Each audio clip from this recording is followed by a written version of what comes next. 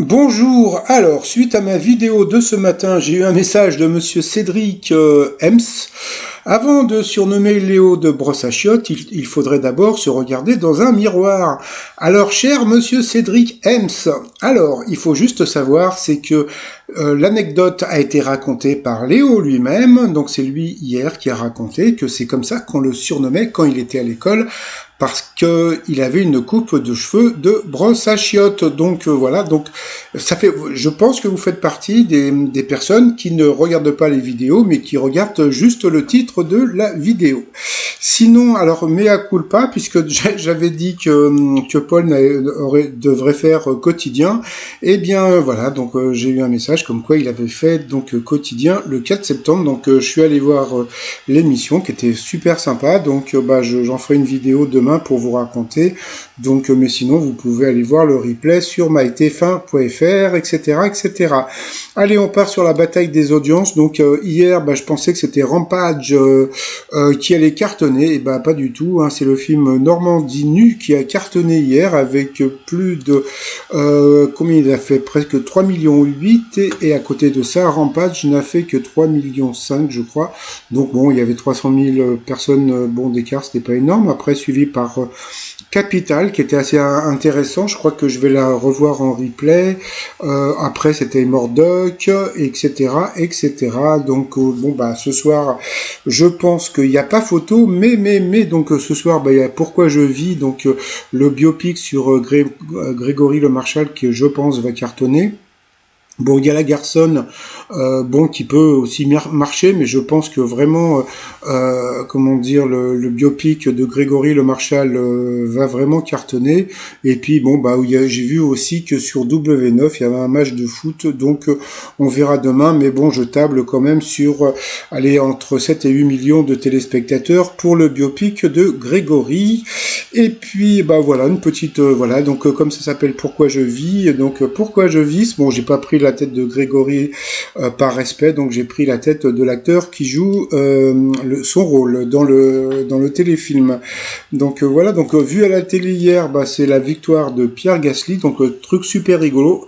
Et je savais même pas qui c'était, donc bravo au monsieur que je savais pas qui c'était. Alors, petit résumé des 12 coups de midi d'aujourd'hui. Alors, Jean-Luc Reichmann avait une belle chemise blanche. Le maître de midi affichait 37 000 euros de gains. Au coup d'envoi, la première question. Que signifie l'expression OSEF? Donc bien sûr, on s'en fout. Après, vous aviez Amel. Alors je suis désolé pour Amel. Donc Amel, je crois qu'elle était docteur en recherche, et je suis vraiment désolé, mais j'ai eu un bug, donc j'ai pas eu sa question. Après, donc vous aviez donc Emmanuel qui était venu avec sa sœur et sa maman. Bonjour les filles. Donc sa question: que promet de trouver l'application Digger grâce à une simple photo. Donc c'était le modèle d'une chaussure.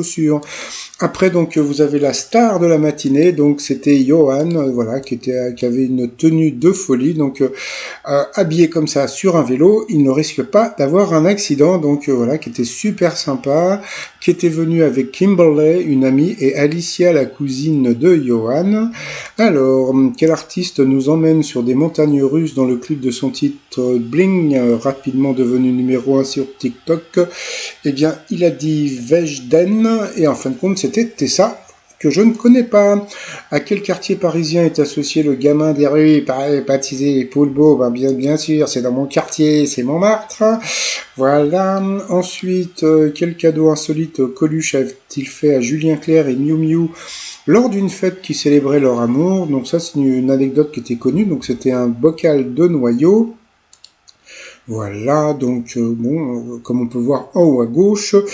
Donc sur cette question, il passait au rouge. Qui dit rouge dit duel. Donc Amel a pris la star Johan en duel, qui a eu une question qui était assez simple. Quel président de la République a eu pour Premier ministre Édith Cresson et Pierre Bérégovoy. Donc bien sûr c'était François Mitterrand. Donc ensuite Johan, Léo et Emmanuel se sont retrouvés au coup par coup. Et puis c'est Johan qui d'abord est passé à l'orange, suivi du maître de midi qui est passé aussi à l'orange. Puis Johan repassé à l'orange.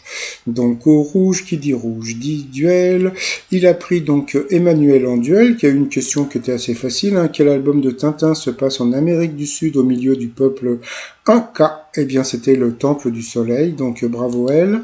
Donc ensuite, Emmanuel et Léo se sont retrouvés au coup fatal. Et puis, voilà, donc Emmanuel, elle a fait comme pas mal de personnes, c'est-à-dire qu'elle s'est plantée sur une question, puis après, donc elle a eu beaucoup de mal.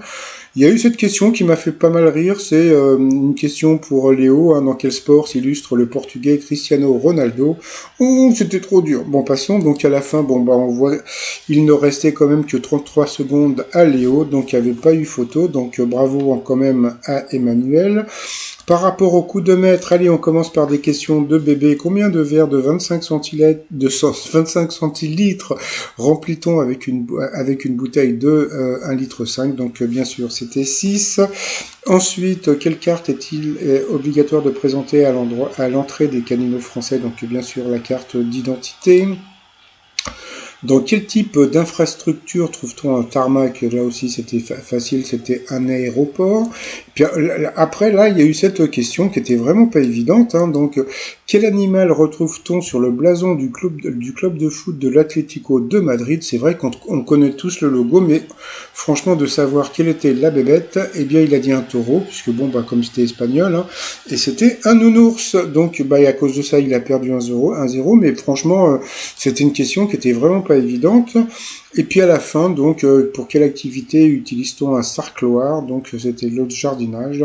Donc il a quand même gagné 1000 € à partager avec la cagnotte. Donc bravo quand même à lui. Donc c'est vrai qu'il a eu des questions qui n'étaient pas évidentes, surtout la question sur l'Atlético Madrid. Par rapport à l'étoile mystérieuse, eh bien, comme on peut voir, eh bien, ça ne bouge pas. Vous avez toujours le vélo, vous avez toujours l'Égypte, vous avez toujours les crayons. Donc, eh bien, c'est toujours Louis Chédid. Alors, d'après ce qu'on m'a dit, donc là, aujourd'hui, nous sommes le 7-9.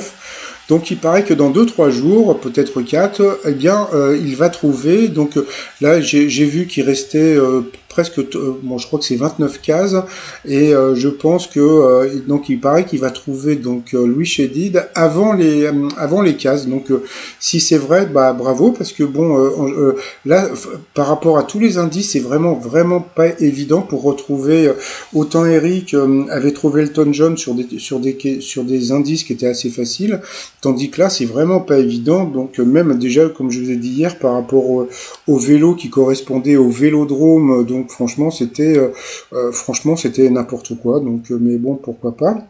Donc voilà. Et puis sinon, le t-shirt du jour, ça va être celui-ci. Donc tout ça sur le site trotsmignon.com.